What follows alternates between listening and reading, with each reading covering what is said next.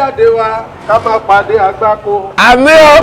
àbá ẹ̀kọ́ ẹ̀lẹ́ o. báwo náà ti. àdúpẹ́. ṣe ẹ̀sùn dáadáa. aṣọ. ṣé kò sí problem kankan. kò sí wàhálà. tó dàbọ̀. ẹjọ ẹ mọ́ gbàgbé ọ̀rọ̀ wa o. ok àmì ìgbàgbé. ṣé ẹ gbọ́. ìgbàgbé má wọ́n rí. on the 20. mi ìgbàgbé. ẹ sábà gbàgbé o. ṣé ẹ gbọ́. kò sí wàhálà. ṣé ẹ gbọ́. ẹ lọ lẹ́mọ̀ yẹ o. ẹ mọ́ gbàgbé ọ̀rọ̀ wa o.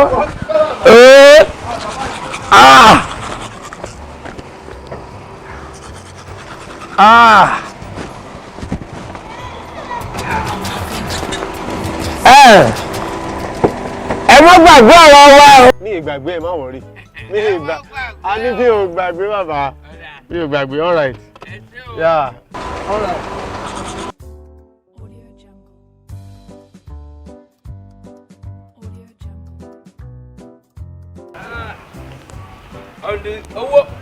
bàbá ó tiẹ̀ dá ibi ilẹ̀ wà ẹ jẹ́ mi lówó ọjà látijọ́ ẹ̀ fi ránṣẹ́ mo tún rán ọmọ sí yín náà ẹ̀ fún lówó kí ló ṣe fẹ́ bá tèmi jẹ́ orí 20,000 bẹ́ẹ̀ ṣe ń gbà táwọn èèyàn náà bá ń gbà kí ló fẹ́ kù ṣe fẹ́ dá mi padà lọ sóko wa ni ẹ fẹ́ mi lówó tèmi o màá gbowó mi lónìí bíi lónìí ọ̀rọ̀ ṣe sùúrù kan ní ọ̀rọ̀ kẹ́ fún mi lówó mi ni. ìyá ọ̀rọ̀ kí ni máa ń ṣe ọ́ náà. ọ̀rọ̀ kí ni ìṣẹ́mi kan ilé ọ̀rọ̀ business náà ṣe bá mi kó owó kí ló ṣe fẹ́ bá tèmi jẹ́ ni. ebi 20,000 náà ni. bẹ́ẹ̀ ni ẹ bá mi kó ẹ fẹ́ rán mi padà lóko wa ni kí ló dé. ìwọ ṣe bá tèèyàn jẹ. ẹgbẹ́ mi kówó tèmi ni màá gbowó mi lónìí. ó dà ṣe sùúrù títọ́ ní 23. ẹ má yẹ kó jù bẹ́ẹ̀ lọ o. tí n bá dọ́bù ẹ̀ fún. ẹ fi dọ́bù lẹ̀ kẹ́ sanwó tèmi ni ẹ san tẹ́ jẹ́ ẹ tí ìsanwó tẹ́ jẹ́ lẹ́ fẹ́ dọ́bù. nítorí pé tí n bá fún ẹ lówó tán ọ̀dọ̀ mi ló mọ̀ sùnmọ̀jú. èmi ò lè sọ̀dọ̀ yín gbà tẹ́ fẹ́ wá gbajà nígbà ṣe ń ṣẹ́jú náà nù ẹnu yín ti pọ̀ jù ẹ sanwó tèmi. ẹ máa lówó. ẹ bá mọ́wọ́ mi ni o ẹ fún mi lówó mi lọ́ọ̀dì 23 ni o ẹ fún mi lówó mi. kí ni. báwo eyín ìsọmọ. eyín tó ti jẹrà.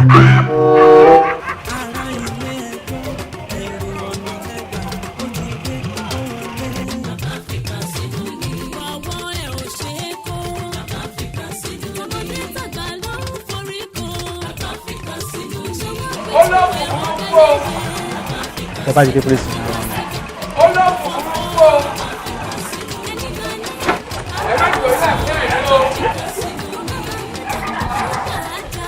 ẹ máa mú bọ̀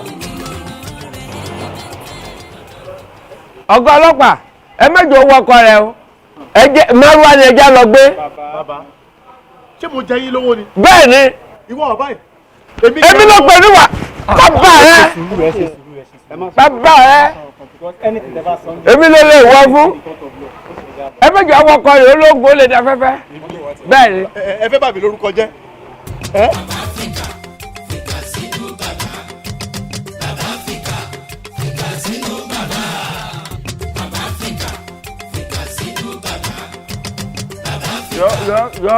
yọ mọ̀ pé ẹran tó yí ní jẹ́ ti sàn kéèyàn wá kọ́ láyé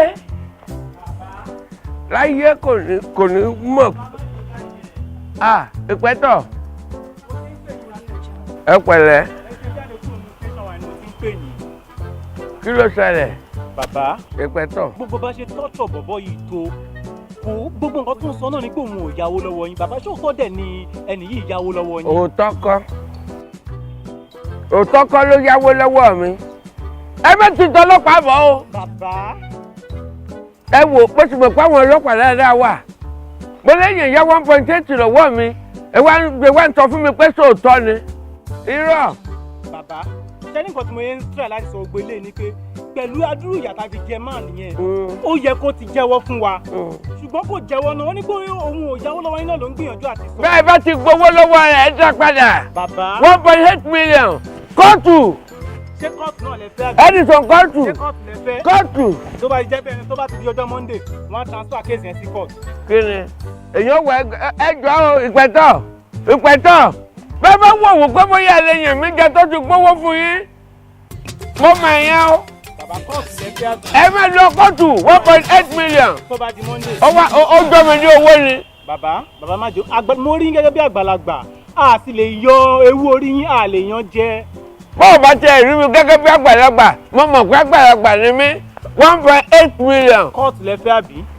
bàbá fẹ́ kóòtù ẹ fún mi 1.8. bàbá tó bá di Monday a máa transfer ẹ lọ sí kóòtù. ó ti jẹ́ nìyẹn ìpẹ́tù ẹ má bí mi rù béèrè bá má o. My lord, arákùnrin Ọláníwájú district ní báyìí mo fẹ́ kí ẹ sọ ní iwájú ilé ẹjọ́ nítorí wípé mi ò fẹ́ kí ẹ̀dì tó di pé bàbá àgbàlagbà ò ní PhD degree kẹ wá fẹ́ torí ẹ̀yìn wọn jẹ ní báyìí mo fẹ́ kí ẹ wá sọ ọjọ́ wo pàtó ni ẹ fẹ́ san owó wọn padà fún wọn. olúwa mi ò jẹ bàbá lówó kankan èmi àti wọn ò jọ fa ọ̀rọ̀ owó kankan àjọ ní ọ̀rọ̀ owó kankan tó dà wá pọ̀ rárá. Objection, my lord. Objection sustained. Thank you, my lord. Ẹ jọ̀ọ́ ẹ gbà mí láyè kí n pe bàbá tó ní owó ìgangan sílé ẹjọ́ yìí. Bàbá Fikasinu bàbá. Bàbá. Mr. Dinson, ẹ lọ jókòó. Bàbá Fikasinu bàbá. Bàbá.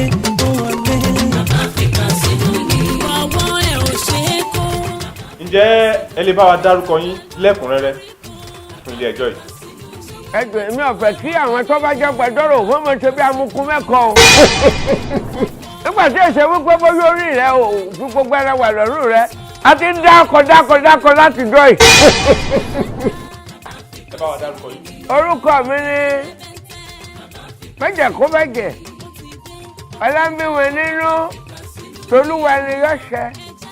Ẹ jọ̀ọ́ bàbá, owó tí à ń sọ̀rọ̀ nípa èyí báwo gan-an ló ṣe ṣẹlẹ̀ àti wípé èèlò gan-an lówó tá à ń sọ̀rọ̀ nípa èyí. ṣé mo dúpẹ́ owó yẹn ní ọjọ́ náà ó béèrè ẹ yá mi ní owó gẹ́gẹ́ bí ọlọ́kàn rẹ onínúure tí kò lẹ́nì kankan nínú àfikọ́sọ rẹ mo yá ní 1.8 million naira. 1.8 million naira. bẹ́ẹ̀ ni. Ó dáa, iṣẹ́ kí ni ẹ̀yin àti bàbá landlord tẹ́jọ́ fà papọ̀ tẹ́ fi ń jẹra yín ní 1.8 million naira? iṣẹ́ ìwòwò òde àkàní iṣẹ́ ìwòwò ẹ máa bèrè bí ìgbà tó jẹ́ pé orílẹ̀ bínú rẹ̀ gbà tẹ́ bọ́lẹ̀ láti inú mọ́lù ẹ̀.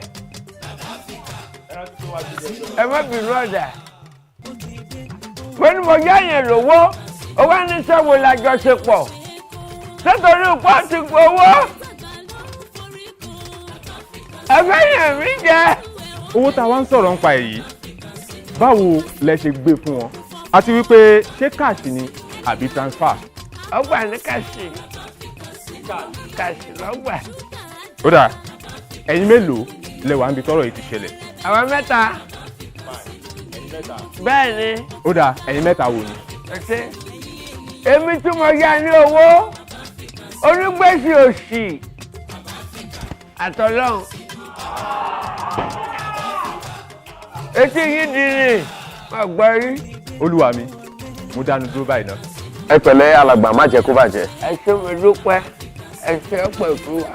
lẹ́yìn tí ẹ ti gbé owó fún ọ̀gbẹ́ni distinct ibo ni ẹ lọ. tẹ́ nígbà tí mo gbówó fún tán mo kẹta jí ni mo jí mo dìde mo wá lọ tọ̀. excuse me. ẹ tají èyí tó túmọ̀ sí wípé ẹ ń fi owó yẹn lálàá ojú àlá lẹwà bí. mo sùn ní lọ́dún 23 òun náà sì sùn lọ́dún 23 òkèlò wà èmi gbé sálẹ̀ ilé tà ń sọ yìí ó kúkú jogún rẹ̀ ní ọgọ́ni lálọ́ọ̀dù gángan bí n bá sùn mi máa ṣe tán mi lára rẹ̀ bóun náà bá ṣe sùn mo sún mọ́ ló ṣe sùn rèé tí ìyá ọ̀dọ́ gẹ̀gẹ̀ mo wá rí wípé mo sùn sókè ó sùn ní aládojúbolẹ̀ àwa communicate ni mo fi gbówó fún un. Ojú oorun lẹ ti kú lówó. bẹ́ẹ̀ ni olúwa mi. sáyé gbà tí mo sì jí lọ́dún 23 náà mo pàdé rẹ̀ a jọ sọ̀rọ̀ mo tún rán létí ẹ má gbàgbé o ó ní àbàbà ẹ má wọ̀rí báwọn gbèsè ṣe máa ṣe pẹ̀lú gbogbo ẹjọ́ tí ẹ rò kalẹ̀ yìí ó fìdí ẹ̀ múlẹ̀ wípé ojú àlá lẹ ti yá landlord yín lówó ojú àlá lẹ ti yáyàn lówó. bẹ́ẹ̀ ni olúwa mi. ẹ wá fẹ́ gbà lójú ayé. Objection, my lord. Objection sustained. Olúwa mi. Ó ti wá hàn dájú gbangba wípé bàbá yìí ó kàn ń fi àkókò ilé ẹjọ́ yìí ṣòfò ni. Màá rọ ilé ẹjọ́ yìí láti dá ẹjọ́ yìí bó ti tọ́ àti bó ti yẹ. Ní ìbámu pẹ̀lú òfin orílẹ̀-èdè wa fún ẹni tó bá wá láti fi àkókò ilé ẹjọ́ ṣòfò bíi ti yìí irú ẹjọ́ tí ẹ gbé wá náà ni a ó dá fún yín. Ìdájọ́ mi rèé níwọ̀nba gbà tó jẹ́ wípé ojú oorun lẹ ti yáàyàn ní owó yóò sì lòdì sí òfin òdodo tí ẹ bá gba owó lójú ayé. Fún ìdí eléyìí a lo oògùn oorun fún yín eléyìí tẹ́ fi lè sùn fún bí oṣù kan gbáko kẹ́ lọ gba owó yín padà lójú oorun. As your lordship pleases.